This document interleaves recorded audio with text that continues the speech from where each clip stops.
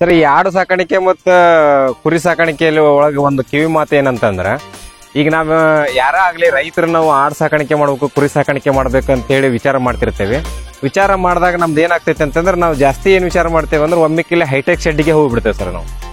ಹೆಂಗಂದ್ರೆ ಒಂದು ಉದಾಹರಣೆಗೆ ಒಂದು 10 ಲಕ್ಷ ರೂಪಾಯಿದ್ದು ನಮ್ಮ ಕಡೆ ಬಜೆಟ್ ಇರ್ತೈತಿ, ನಾವೇನಾದ್ರೂ ಮಾಡ್ಬೇಕು, ಅಥವಾ ಒಂದು 5 ಲಕ್ಷ ರೂಪಾಯಿ ಬಜೆಟ್ ಇರ್ತೈತಿ ಏನಾದ್ರು ಮಾಡ್ಬೇಕು ಅಂತೇಳಿ ಸ್ಟಾರ್ಟ್ ಮಾಡಿದಾಗ ನಾವು ಒಂದು 3 ರಿಂದ 4 ಲಕ್ಷ ರೂಪಾಯಿ ನಾವೇನ್ ಮಾಡ್ತೇವೆ, ಬರೀ ಶೆಡ್ಗೆ ಖರ್ಚು ಮಾಡ್ಬಿಡ್ತೇವೆ. ಸೊ ನಾವು ಆಡಿಗಾಗ್ಲಿ ಕುರಿಗಾಗ್ಲಿ ಖರ್ಚು ಮಾಡೋದು ಭಾಳ ಅಂದ್ರೆ ಒಂದು 2 ಲಕ್ಷ ರೂಪಾಯಿ ಖರ್ಚು ಮಾಡ್ತೇವ್ರಿ. ಸೊ ಹಂಗಾದಾಗಿಂತ ನಮ್ ಕುರಿ ಮತ್ತು ಆಡು ನಮ್ಗೆ ರಿಟರ್ನ್ಸ್ ಕೊಡ್ತಾವ, ದುಡ್ದು ಕೊಡುವಂಥದ್ದು ಕುರಿ ಮತ್ತು ಆಡ್ರಿ. ಶೆಡ್ ಯಾವತ್ತೂ ನಮ್ಗೆ ಶೆಡ್ಲಿಂದ ಯಾವತ್ತೂ ನಮ್ಗೆ ಫಾಯ್ದಾ ಆಗಂಗಿಲ್ಲ. ಸೊ ಅದಕ್ಕೋಸ್ಕರ ನಾವು ಶೆಡ್ಗೆ ಯಾವತ್ತೂ ಜಾಸ್ತಿ ಖರ್ಚನ್ನ ಮಾಡಬಾರ್ದು ಅನ್ನೋದು ನಂದು ಒಂದು ಸ್ವಂತ ಅನುಭವ.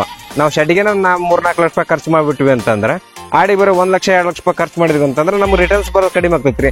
ಸೊ ಅವಾಗ ನಮ್ಗೆ ಏನಾಗ್ತೈತೆ ಅಂತಂದ್ರೆ, ಆಡು ಮತ್ತು ಕುರಿ ಸಾಕಾಣಿಕೆಯಲ್ಲಿ ಲಾಭ ಕಮ್ಮಿ ಅನಿಸ್ತೈತಿ. ಸೊ ನಾವು ಆಡು ಮತ್ತು ಕುರಿ ಸಾಕಾಣಿಕೆ ಮಾಡೋದನ್ನ ಬಿಡ್ತೇವೆ. ಸೊ ಅದಕ್ಕೋಸ್ಕರ ಕಮ್ಮಿ ಖರ್ಚೊಳಗೆ ಶೆಡ್ ತಯಾರು ಮಾಡ್ಕೊಂಡು ಸ್ವಲ್ಪ ಜಾಸ್ತಿ ಇನ್ವೆಸ್ಟ್ಮೆಂಟ್ನ ನಾವು ಕುರಿ ಮತ್ತು ಆಡಿನ ಮೇಲೆ ಮಾಡಿದ್ರೆ ತುಂಬಾ ಚಲೋ ಇರ್ತೈತಿ ಅಂತ ಹೇಳಿ ನಾನು ಹೇಳಲಿಕ್ಕೆ ಇಷ್ಟಪಡ್ತೀನಿ ಸರ್. ಇದು ಈ ಶೆಡ್ ನೀವೇನು ನೋಡಾತಿರಲ್ಲ ಸರ್, ಈಗ ಇಲ್ಲಿ ಇದು ನಮ್ದು ಆಡು ಸಾಕಾಣಿಕೆದು ಒಂದು ಹೈಟೆಕ್ ಶೆಡ್ ಮಾಡ್ಕೊಂಡಿದ್ದೇವೆ. ಹೈಟೆಕ್ ಶೆಡ್ ಮಾಡ್ಕೊಂಡಿದ್ದೇವೆ ಅಂತಂದ್ರೆ, ಇದೊಂದು ಹೈಟೆಕ್ ಶೆಡ್ ಹೆಂಗಿದೆ ಅಂದ್ರೆ ಒಂದು ವಿಶೇಷತೆ ಐತ್ರಿ. ಹೆಂಗಂದ್ರೆ ಲೋ ಕಾಸ್ಟ್ ಒಳಗೆ ಹೈಟೆಕ್ ಶೆಡ್ ಮಾಡ್ಕೊಂಡಿದ್ದೇವೆ ನಾವು. ಈಗ ಇದು 12 ಮತ್ತು 25 12 ಫೂಟ್ ಆಗಲ್ಲ ಮತ್ತು 25 ಫೂಟ್ ಉದ್ದ ಒಂದು ಶೆಡ್ಡಿಂದ ಐತ್ರಿ. ಈ ಶೆಡ್ ಒಳಗೆ ನಾವು ಇದನ್ನ ಕಬ್ಬಣದ್ದು ಏನಾರ ಮಾಡ್ಸಕ್ ಹೋಗಿದ್ವಿ ಅಂದ್ರೆ ಒಂದು 3 ರಿಂದ 4 ಲಕ್ಷ ರೂಪಾಯಿ ಬೇಕಾಗುತ್ತೆ. ಬಟ್ ನಾವೇನ್ ಮಾಡ್ಕೊಂಡಿದ್ದೇವೆ ಅಂತಂದ್ರೆ, ಇಲ್ಲಿ ಏನ್ ಸಿಗ್ತೈತಲ್ಲ ಕಟ್ಟಿಗೆ, ಅದನ್ನ ಬಳಸ್ಕೊಂಡು ನಾವು ಪೂರ್ತಿ ಹೈಟೆಕ್ ಶೆಡ್ ಮಾಡ್ಕೊಂಡಿದ್ದೇವೆ. ಇದು ಜಸ್ಟ್ ಒಂದು 35,000 ರೂಪಾಯಿದಾಗ ನಮ್ಗೆ ಈ ಹೈಟೆಕ್ ಶೆಡ್ ಆಗೈತ್ರಿ. ಈ ಒಂದು ಶೆಡ್ ಒಳಗೆ ನಾವು ಕಮ್ಮಿ ಅಂದ್ರೂ ಒಂದು 60 ರಿಂದ 70 ಆಡುಗಳನ್ನ ನಾವು ನಿಲ್ಲಿಸ್ಕೊಂತೇವ್ರಿ ಇಲ್ಲಿ. ಸೊ ಇಲ್ಲಿ ಮೇಲ್ಗಡೆ ಇದನ್ನ ಯಾವ ರೀತಿ ನಿರ್ಮಾಣ ಮಾಡ್ಕೊಂಡಿದ್ದೇವೆ ಅಂದ್ರೆ, ನಮ್ಮ ಹಿರಿಯರ ಕಾಲದಾಗ ಹೆಂಗ ಗುಡ್ಸ್ಲಾ ಹಾಕ್ತಿದ್ರಲ್ಲ ಹೊಲದೊಳಗೆ, ಹಂಗ ಮೇಲ್ಗಡೆ ಒಂದು ಕಬ್ಬಿನ ರೌದಿ ಹಾಕೊಂಡಿದ್ದೇವೆ. ಕೆಳಗಡೆ ಎಲ್ಲ ಪೂರ್ತಿ ಕಟ್ಟಿಗೆ ನೀಲಗಿರಿ ಕಟ್ಟಿಗೆದೆಲ್ಲ ಇದು ಮಾಡ್ಕೊಂಡಿದ್ದೇವೆ. ಸುತ್ತಲೂ ನಮ್ದು ಅಡಿಕೆದೇನು ಕಟ್ಟಿಗೆ ಬರುತ್ತಲ್ಲ ಅದನ್ನ ಬಡ್ಕೊಂಡಿದ್ದೇವೆ ಸರ್.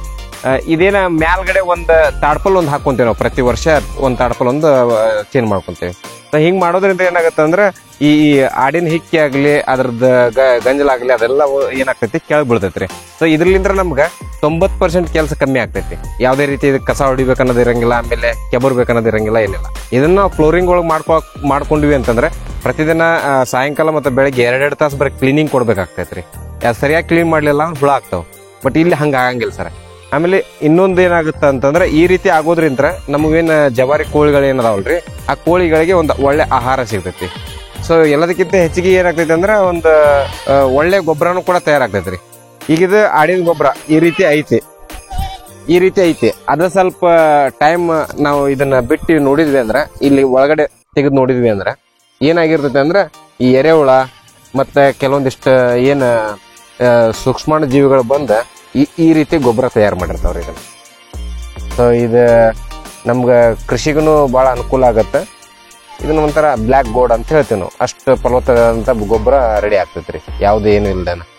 ಈಗ ಎರೆಹುಳ ಗೊಬ್ಬರ ಮಾಡ್ಕೋಬೇಕಂತಂದ್ರೆ ಅದಕ್ಕಾದಂಥ ಇದು ಕಟ್ಕೋಬೇಕು, ದೋಣಿಗಳಿರ್ಬೇಕು, ಅದೆಲ್ಲ ಹೇಳ್ತಿರ್ತಾರೆ. ಬಟ್ ಆ ರೀತಿ ಅವಶ್ಯಕತೆ ಏನು ಬೀಳಂಗಿಲ್ಲ ಸರ್, ಈ ರೀತಿ ಮಾಡ್ಕೊಂಡಿವಿ ಅಂತ. ಈಗ ನೀವು ನೋಡ್ತಾ ಇದ್ದೀರಲ್ಲ ಸರ್, ಇಲ್ಲೆಲ್ಲ ಈಗ ಕೋಳೆಲ್ಲ ಇಲ್ಲಿ ಬಂದು ಆರಾಮಾಗಿ ಅವು ಮೈದು ಕೂತ್ಕೊಂಡಿರ್ತಾವೆ. ಈಗ ಅವಕ್ಕೆ ಇನ್ನೊಂದು ಏನಾಗ್ತದೆ ಅಂದ್ರೆ, ಈ ಬಿಸಿಲಿದ್ದಾಗ ಹೊರಗಡೆಕ್ಕಿಂತನೂ ಇಲ್ಲಿ ಬಂದು ಕೂತ್ಕೊಂಡು ಬಂದ್ರೆ ತಂಪಾಗ್ತೈತಿ. ಆನಂತರ ಕೂತ್ಕೊಂಡು ಹಂಗೆ ಸುಮ್ಮನೆ ಕುಂದ್ರಂಗಿಲ್ರಿ. ಇದ್ರೊಳಗೆ ಏನು ಆಡಿನ ಹಿಕ್ಕಿ ಒಳಗೆ ಒಂದೊಂದು ಹುಳ ಆಗಿರ್ತಾವ ಸರ್, ಆ ಹುಳ ಮೇಯ್ತಿರ್ತಾವ. ಅಂದ್ರೆ ಫೀಡ್ ಏನೈತದಲ್ಲ ಅದೆಲ್ಲ ಫ್ರೀ ಆಗಿ ಫೀಡ್ ಸಿಗ್ತದೆ ಸರ್. ಯಾವುದೇ ರೀತಿ ನಾವು ಕೋಳಿಗಳಿಗೆ ಫೀಡ್ ಅಂತೇಳಿ ಯಾವುದೇ ರೀತಿ ಹೊರಗಡೆಯಿಂದ ತಗೊಂಡ್ಬರಂಗಿಲ್ಲ.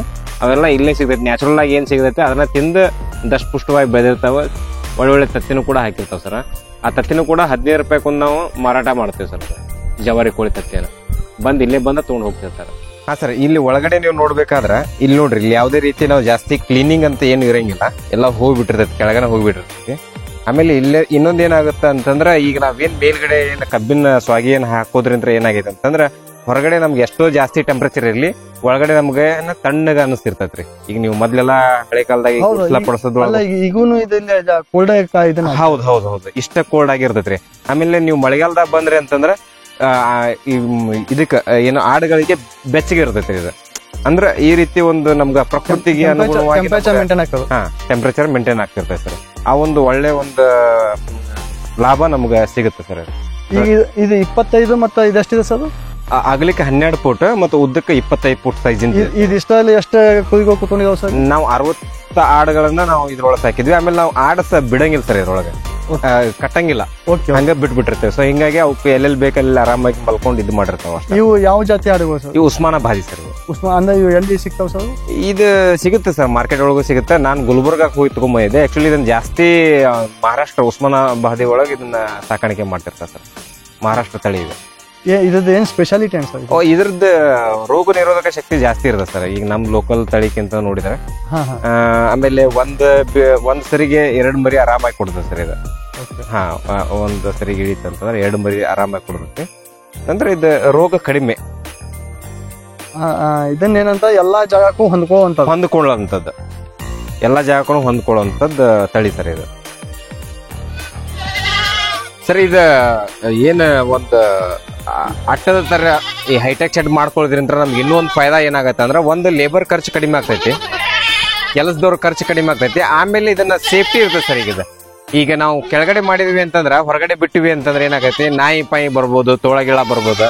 ಸೊ ಹಿಂಗ್ ಮಾಡೋದ್ರಿಂದ ಏನಾಗತ್ತೆ ಅಂದ್ರೆ ಅವಕ್ ಸೇಫ್ ಆಗಿರ್ತಾವಂತೆ, ಆಡುಗಳಾಗ್ಲಿ ಕುರಿಗಳಾಗ್ಲಿ ಸೇಫ್ ಆಗಿರ್ತಾವ ಸರ್ ಅವು.